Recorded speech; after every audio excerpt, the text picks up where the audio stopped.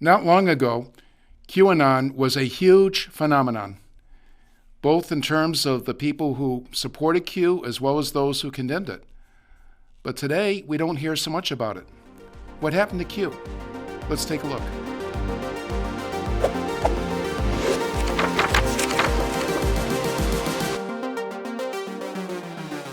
Hello, everybody. This is Gary Benoit, your host for Beyond the Cover. And today we have with us C. Mitchell Shaw, a longtime writer for the New American Magazine, longtime member of the John Birch Society. Mitch, we're very glad to have you with us. Well, Gary, I'm glad to be here. Thanks for having me on the show. Well, thank you, Mitch. And of course, today the subject is QAnon, and your article on that subject, the QAnon phenomenon. So I think a good starting point would be to ask you this question. What has happened to Q? We haven't heard a whole lot from him lately, have we? No, like so many of these guys, as soon as Q had run its purpose, I say it because I'm talking about the phenomenon, not so much the person or persons, the unknown person or persons who are Q. But as soon as the phenomenon had run its purpose, they just closed up shop, shut down, went away. It's been over a year now with zero posts from Q. But keep in mind that one of the very last posts from Q on December 8th, right before President Trump left the White House December 20, or January 20, I'm sorry. So December 8th, just over a month before that, that post was, hey, everything's going to be fine. Just sit back, eat your popcorn, and watch the show. We're going to take over. Everything's fine. And then when clearly everything was not fine, what is the purpose in another post? Let's just close up shop, unplug the computer, and walk away. Now, looking at Q through the prism of the major media, if that's all the information you have, you would believe that Q was representative of the American right. Is that true?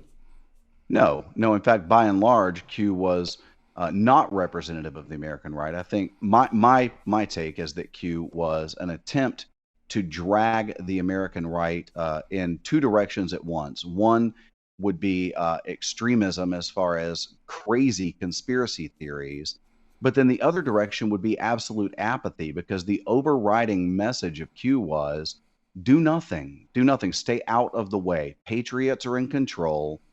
Your job is to share the information and spread the word. Just keep sharing these posts, share them on Facebook and YouTube and everywhere else you can, but do nothing. There was never a call to action, Gary. Never a call to action.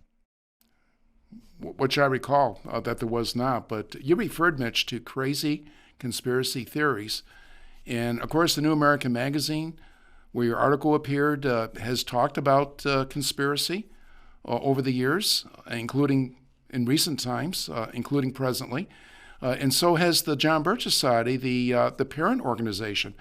But you bring up a good point when you use the word crazy conspiracy theories, because not all conspiracies are true. And there are conspiracy facts, but there are also conspiracy fictions or conspiracy falsehoods. And those who talk about the latter discredit those who talk about the former. But Mitch, since you brought up crazy conspiracy theories, can you point to any examples where Q has just been absolutely crazy in what it said? Well, sure. Let's talk about drop number one. And for the viewers who didn't really follow the Q phenomenon, Q posts were known as drops. That was the term that they used. Drop number one, drop number 37, whatever. And they were all timed and date stamped. So drop number one, and I don't have that date right in front of me, but so this is the very first introduction that anyone is going to have to Q, claimed that Hillary Clinton's passport was already flagged to keep her from fleeing the country, that extradition was already in order in case she did flee the country, and that she would be arrested within days, I think is the way the post put it, the way the drop put it. But nonetheless, the implication was that Hillary Clinton was soon to be arrested. Well, that was years ago, and Hillary Clinton was never arrested. So I'm going to go ahead and put that one in the crazy conspiracy theory box. Now, it's interesting too, Gary, because you mentioned conspiracies, and there are actual conspiracies. For instance, the Council on Foreign Relations and these other organizations that are truly conspiring against the best interest of the United States. And there's ample evidence of these conspiracies. So I love something that John McManus once said in a speech that I attended that he gave, he said, when people call him a conspiracy theorist, he corrects them and tells them that he is a conspiracy factist because he only addresses conspiracy facts. And it's interesting because, with the magazine and the John Birch Society proper, we spend probably as much time or more debunking crazy conspiracy theories as we do trying to educate people about the actual dangers of actual conspiracies that we are facing.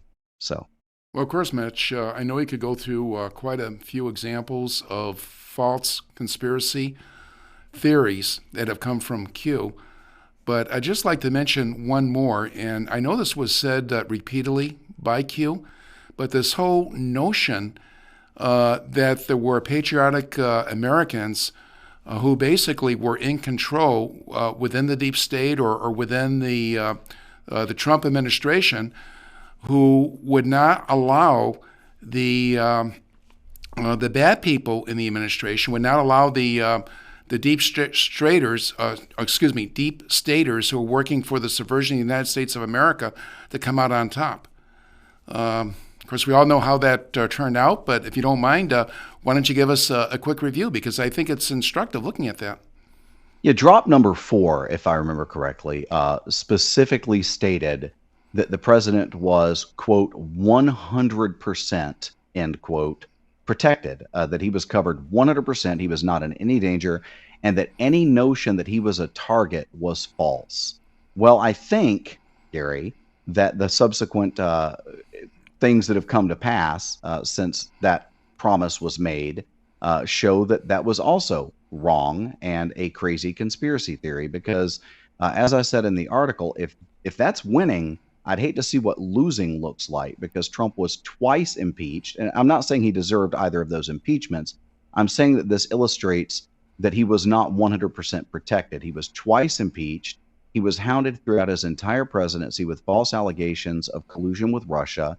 And then he was removed from office by an election that many, including myself, still kind of see a question mark hanging over the legitimacy of. So he was not 100% protected. And that post ends with the admonition for patriots to do nothing but sit back and enjoy the show. So we sat back, we enjoyed the show, and the show stunk. So Well, yeah, I'm going to put that one in the crazy conspiracy theory box too. well, okay, and let's move on from examples of crazy conspiracy theories. Again, I know I could go through quite a litany Sure. coming from Q, but what effect do you think that that had? Now, obviously, there are people who may be crazy in certain ways, but those would be a minority of people. Sure. Obviously, many good people bought the Q line, hook, line, and sinker. Would you agree with that assessment? And also, what can be done to avoid that from happening? What is to prevent this kind of thing from happening again? Because obviously, this discredited the conservative movement or the freedom movement. Sure. So the simple fact that we call it the Q phenomenon, I think, shows that it gained some purchase, because we don't refer to something that happens and 6 people fall for it. That's not a phenomenon. That's a blip. We don't even pay attention to that. But I'm really still surprised when I look and realize just how much purchase Q did gain in conservative circles. But Gary, I think it comes down to when people are desperate, they'll cling to even false hope as opposed to no hope. And if you don't know where to look, and here's this, all these posts and your friends are talking about it and it's all over the internet, and everything's going to be okay. Everything's going to be fine. Just wait for it. It's coming. The storm is coming. Then it's easy to buy into that false hope, and it's a bit of an addictive process, because once you're invested, and I'm talking about good people here that just fell for this, but once you're invested, then what happens is it doesn't matter that that didn't come to pass. The hope kept you going, and so you wait for the next post and you hope that that will come to pass, and then eventually you're so deep into it that you're not even paying attention to whether or not these things are happening. It's just confirming your biases, and it's confirming your hope, even if it's false hope, that America's going to be okay. And I refer to it in the article as outsourcing our patriotic duty. This is the great danger. You ask about the danger. The danger is that people don't see the personal responsibility to own their patriotism and to own their patriotic duty. It's the old adage, if you want something done right, do it yourself.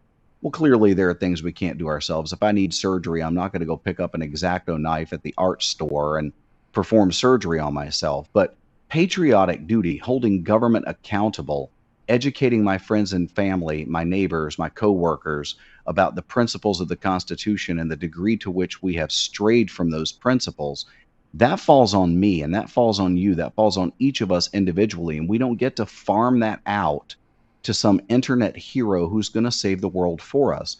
We have to be the heroes that are going to save the world for us. And of course, with God's help, because it's, again, I think it was St. Augustine said, we should pray as if it all depends upon God and work as if it all depends upon us. So there's that relationship between faith and works that, of course, sacred scripture tells us that faith without works is dead. So we have to have, if we're going to have faith that we can save America, then we have to put the work into saving America and not outsource that to some unknown guy somewhere on the internet that's promising everything is going to be okay. Because then when everything's not okay, a lot of those folks, Gary, my fear is that a lot of those folks that fell for the Q phenomenon, we're going to come along 6 months or 6 years from now and try to wake those people up to what's actually going on. And they're going to say, hey, man, leave me alone. I'm asleep on purpose. I fell for this once and I'm not falling for it again. America can't be saved. That's my concern. Well, what can a patriotic American do who wants to be well informed, who wants to do what he can to save our country? What can he do to make sure he's not beguiled once again? Do you have any advice for our viewers? I do, and I address this in the article, just the comparison between Q and something like the John Birch Society. The John Birch Society is not some nebulous, unknown, anonymous thing somewhere out there on the internet. We publish everything, we footnote everything, we document very, very well, and we go beyond education into telling people moral and realistic and reasonable and logical steps that they can take as individuals working together in concert under the leadership of the John Birch Society to actually save America. And my hope, Gary, and I ended the article this way, my hope is that by the time whatever next comes along, because there will be a whatever next, there's going to be another crazy tangent that comes along down the pike.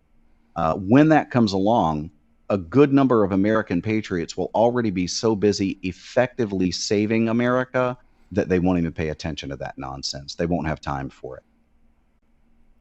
Thank you very much, Mitch. Just one final question. Is there anything you'd like to add to wrap up the program?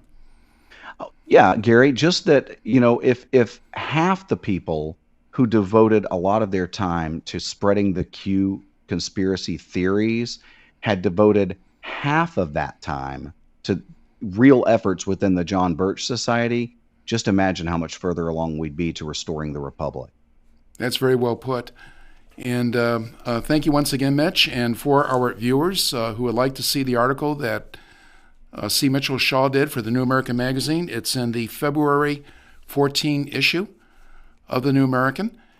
And if you click on the link in the description, you can order that issue. So thank you again.